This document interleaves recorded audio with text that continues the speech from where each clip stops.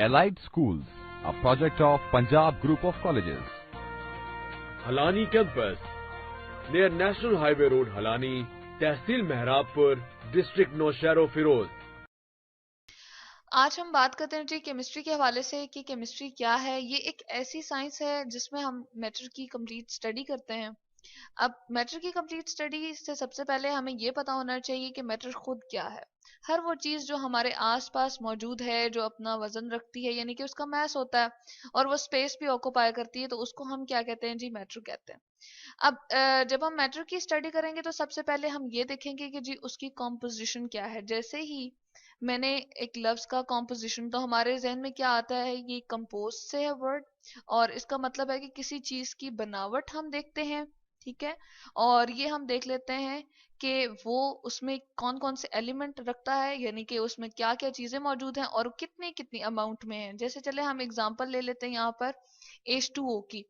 Water है हमारे पास और इसके फार्मूले को देखते ही हमें क्या पता चलता है जी, 2H है और किसके साथ अटैच है, वो एक ऑक्सीजन के साथ अटैच है। तो प्योर वाटर जहां से भी हम लेंगे, चाहे वो जग ग्लास में हमारा पड़ा हुआ पानी है या किसी पॉन्ड में है, उसमें हमेशा रेशो क्या होगी जी, हाइड्रोजन 2 अमाउंट में होगा, यानी कि उसके 2 एटम होंगे और ऑक्सीजन का 1 होगा। तो ये है इसकी कॉम्पोजिशन, यानी कि वाटर की केमिस्ट्री कॉम्पोजिशन के हवाले से हमने इस तरह से फाइंड की है। अब दूसरी जो हम मैटर के हवाले से स्टडी करते हैं वो जी प्रॉपर्टीज होती हैं। प्रॉपर्टीज क्या होती हैं जी, खसूसियात, यानी कि एक चीज दूसरी चीज से किस हवाले से मुख्तलिफ है। जैसे हम कहते हैं कि जी उसकी शेप को चले देख लेते हैं कि एक की शेप जो है वो डिफरेंट है। प्रॉपर्टीज भी आपके पास दो तरह की होती हैं। अब कौन कौन सी होती है, एक होती है जी फिजिकल और एक होती है केमिकल। फिजिकल जैसे नाम से हमें पता चल रहा है, किसी की जाहिरी सूरत के बारे में, यानी कि जाहिर के बारे में हम बात करते हैं। तो सबसे पहले हम क्या देख लेंगे जी, उसका चलें कलर देख लेंगे। जैसे अगर हम पानी का कलर देखें तो हम कहते हैं उसका कोई कलर नहीं होता, वो कलरलेस है। लेकिन ऑयल वगैरह जो हम घर में यूज कर रहे होते हैं वो हमें क्या लगते हैं, येलो से कलर के होते हैं, तो उनका कलर है। उसके बाद हम जो चीज देखते हैं फिजिकल प्रॉपर्टी में, वो है ओडोर, यानी कि उसकी स्मेल कैसी है, वो स्वीट स्मेल में है या उसकी स्मेल बुरी तो नहीं है। तो जैसे हम बनाना या एप्पल वगैरह फ्रूट्स होते हैं, वो भी मैटर हैं क्योंकि जगह घेरते हैं और वजन रखते हैं। तो उनकी स्मेल हम देखते हैं तो वो क्या होती है जी, जब सूंघ के देखते हैं स्वीट स्मेल होती है। इसके बाद जो हम प्रॉपर्टी की स्टडी करेंगे वो है हमारे पास टेक्सचर। और टेक्सचर क्या होता है कि किसी की सतह को हम छू कर देखते हैं या उसको टच करके देखते हैं वो कैसी सतह रखता है। जैसे पत्थर को अगर हम टच करते हैं, स्टोन वगैरह को, तो उसकी सरफेस बड़ी रफ सी होती है। लेकिन आपके पास जो टैल्कम पाउडर होता है घर में, उसको अगर हम टच करेंगे तो वो बड़ी उसकी स्ट्रक्चर उसके टेक्सचर को सॉरी हम क्या कहेंगे जी, वो पाउडर लाइक है। नेक्स्ट जो हम बात करते हैं वो डेंसिटी होती है, यानी कि किसी चीज को हम इस हवाले से देखते हैं कि क्या वो भारी है या हल्की है। इसके लिए हम कंपेयर कर लेते हैं, चलें एक टिश्यू पेपर और एक सोप को। टिश्यू पेपर क्या है, लेस डेंस है, बहुत ही हल्का सा है, जबकि सोप जो है वो क्या है, भारी है।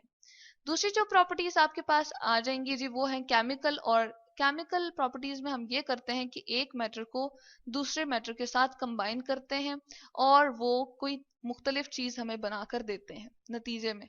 अब होता क्या है कि हम चलें एक ले लेते हैं केमिकल, कोई भी हमारे पास सब्सटेंस है या मैटर है। जैसे मैंने इसमें ले लिया पानी, और पानी के अंदर जी हम क्या ऐड कर देते हैं, कोई बी अमाउंट हमारे पास है, जो कि बी हमारे पास मैटर क्या है, चले हम इसको सिरका ले लेते हैं। अब क्या होता है कि क्या पानी और सिरके को मिलाने से कोई मुख्तलिफ चीज बनती है या नहीं। तो अगर वो बन जाए तो उसको हम कह देते हैं सी। और अगर वो नहीं बन रही तो हम जरूर यहाँ पर क्या करते हैं, कोई हीट अप्लाई कर देते हैं या प्रेशर दे देते हैं या इलेक्ट्रिक शॉक वगैरह दे देते हैं। अब हीट के लिए केमिस्ट्री के अंदर हम क्या साइन, ये मैंने लिखा है जी, डेल्टा का साइन हमने रिप्रेजेंट किया। ए और बी दोनों क्या हैं जो आपस में रिएक्ट कर रहे हैं। ये दो भी हो सकते हैं, दो से ज्यादा भी हो सकते हैं। जो दो चीजें या दो से ज्यादा चीजें आपस में मिलें और मुख्तलिफ चीज नतीजे में बना के दें तो उसको हम कहते हैं जी रिएक्टेंट्स। और इसी तरह से जो आपके पास इसके नतीजे में बन रही है, टाइम के बाद कुछ आपके पास मुख्तलिफ चीज बनती है तो उसको हम क्या कहते थे, प्रोडक्ट कहते थे। वो भी एक भी हो सकती है, दो भी, और दो से ज्यादा भी हो सकती है। तो यहाँ पर हमारे पास क्या है जी, एक बनी है तो हम प्रोडक्ट लिख देते हैं। अगला जो हम मैटर के हवाले से स्टडी करेंगे वो है जी उसका स्ट्रक्चर। और स्ट्रक्चर जो है ना वो हम दो लेवल पे देखेंगे। एक होता है जी हमारे पास माइक्रोस्कोपिक लेवल और एक होता है मैक्रो। तो मैक्रोस्कोपिक लेवल यानी कि बड़े लेवल पे अगर हम बात करें तो हम क्या देखते हैं, जैसे आइस क्यूब ही होते हैं, ठीक है। उसको हम देखते हैं कि वो बहुत ही आपके पास खास शक्ल में होता है, उसके खास एंगल्स बने हुए होते हैं, साइड्स होते हैं। तो मैक्रोस्कोपिक लेवल पे हम आइस क्यूब को यहाँ स्टडी कर लेते हैं, कोई मैटर है और उसको हमने सॉलिडिफाई किया यानी कि सॉलिड हालत में मौजूद है वो उसकी, तो हम देख लेते हैं कि अच्छा ये वाला एंगल कितना है, ये 90 का तो नहीं बन रहा, और इसकी साइड को देख लेते हैं ये कितनी है साइड लेंथ में। इसी तरह से कुछ ऐसे होते हैं हमारे पास मैटर के, उनको जब हम सॉलिडिफाई करते हैं तो उनकी नीडल लाइक इस तरह से शेप बन जाती है, और उसके जब वो सॉलिड फॉर्म हमारे सामने आती है तो हम कहते हैं इसका स्ट्रक्चर क्या है जी, मैक्रोस्कोपिक लेवल पे नीडल लाइक है। और अगर हम माइक्रोस्कोपिक लेवल पे देखें तो हमारा वास्ता किससे जाके पड़ेगा जी, एटम से पड़ेगा। तो हम माइक्रोस्कोपिक लेवल में ये जान लेंगे कि जी कौन कौन से हमारे पास इलेक्ट्रॉन कितने हैं, किस किस एटम के इलेक्ट्रॉन कितने हैं, और ये हम देख लेते हैं कि वो कहाँ कहाँ रिवॉल्व कर रहे हैं, और उसके न्यूक्लियस में कितने हमारे पास प्रोटॉन है। तो मैक्रोस्कोपिक और माइक्रोस्कोपिक लेवल में ये फर्क आ गया कि हम यहाँ पर बहुत ही छोटे लेवल पे जा रहे हैं और हम इलेक्ट्रॉन प्रोटॉन वगैरह को देख रहे हैं कि वो कहाँ कहाँ मौजूद हैं और उनकी कितनी तादाद है। अब यही सारे के सारे प्रोसेस हम क्या करते हैं जी, एक बहुत ही सादा से एलिमेंट पे अप्लाई कर देते हैं। चले हम हाइड्रोजन पे अप्लाई कर देते हैं, और यहाँ पर हम जानते हैं कि हाइड्रोजन किस फॉर्म में होता है जी, H2 की फॉर्म में होता है और गैस फॉर्म में होता है, हवा में मौजूद है। तो इसके फार्मूले को देखते ही हमें क्या पता चल जाता है कि जी इसमें 2 H है, तो ये हमें इसकी कॉम्पोजिशन के बारे में पता चल गया। अब जब इसकी प्रॉपर्टी हम फिजिकल देखते हैं तो इसका कोई कलर नहीं होता, हम कहते हैं ये कलरलेस, यहाँ पर हम लिख देते हैं कलरलेस गैस होती है।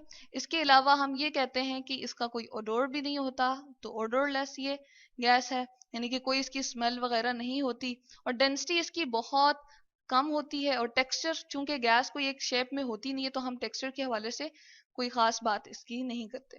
H2 जो है वो गैस की फॉर्म में अगर हम देखें हमारे पास इन्वायरमेंट में मौजूद है, और इसके साथ हमारे पास ऑक्सीजन भी इन्वायरमेंट में मौजूद रहती है।